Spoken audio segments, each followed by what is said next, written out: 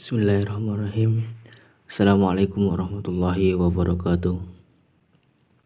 Pada kesempatan kali ini, saya akan menjelaskan secara singkat tentang konfrontasi yang terjadi antara Indonesia dan Malaysia. Apa yang menyebabkan hal ini terjadi dan apa saja akibatnya?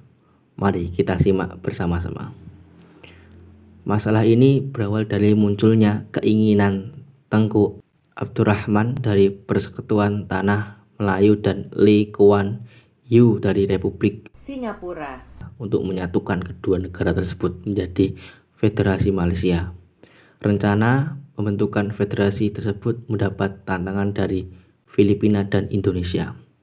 Filipina menentang karena memiliki keinginan atas wilayah Sabah di Kalimantan Utara dan menganggap bahwa wilayah Sabah secara historis adalah milik Sultan Sulu. Sedangkan pemerintah Indonesia menentang karena menurut Presiden Soekarno, pembentukan Federasi Malaysia merupakan sebagian dari rencana neokolonialisme terhadap wilayah di Asia Tenggara yang ingin dilakukan oleh Inggris. Hal tersebut dianggap membahayakan revolusi Indonesia. Oleh karena itu, berdirinya negara Federasi Malaysia ditentang oleh pemerintah Indonesia. Untuk meredakan ketegangan di antara tiga negara tersebut, dibentuk konferensi Mapilindo yang merupakan singkatan dari Malaysia, Filipina, dan Indonesia. Konferensi tersebut diselenggarakan pada tanggal 31 Juli sampai 5 Agustus 1963. Pada akhirnya, konferensi Mapilindo menghasilkan 3 dokumen penting, yaitu Deklarasi Manila, Persetujuan Manila, dan Komunike Bersama. Inti pokok dari 3 dokumen tersebut adalah Indonesia dan Filipina menyambut baik pembentukan Federasi Malaysia jika rakyat Kalimantan Utara menyetujui hal tersebut. Untuk mengetahui keinginan rakyat di daerah-daerah yang akan dimasuki ke dalam Federasi Malaysia, ketiga kepala pemerintah bersepakat untuk meminta Sekretaris Jenderal PBB supaya membentuk tim penyidik. Tim tersebut dipimpin oleh Lawrence Michel Moore dan memulai tugasnya di Malaysia pada tanggal 14 September 1963. Namun sebelum tim penyidik dari PBB menyelesaikan dan melaporkan hasil kerjanya, Federasi Malaysia justru diproklamasikan dahulu pada tanggal 16 September 1963. Oleh karena itu, pemerintah Republik Indonesia menganggap proklamasi tersebut sebagai pelecehan atas martabat PBB dan pelanggaran Komunike Bersama Manila, yang secara jelas menyatakan bahwa penyidikan kehendak rakyat Sabah dan Sarawak harus lebih didahulukan dilaksanakan sebelum Federasi Malaysia diproklamasikan.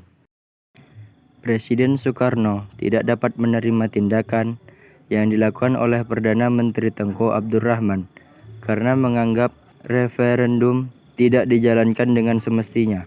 Hal tersebut juga merupakan suatu perwujudan dari Act of Bad Faith.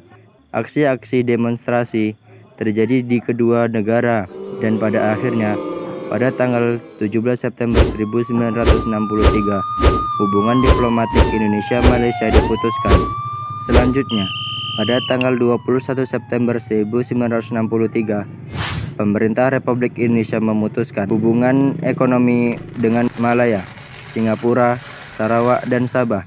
Dan pada akhir tahun 1963, pemerintah Republik Indonesia menyatakan dukungan terhadap perjuangan rakyat Kalimantan Utara dalam melawan neokolonialisme Inggris.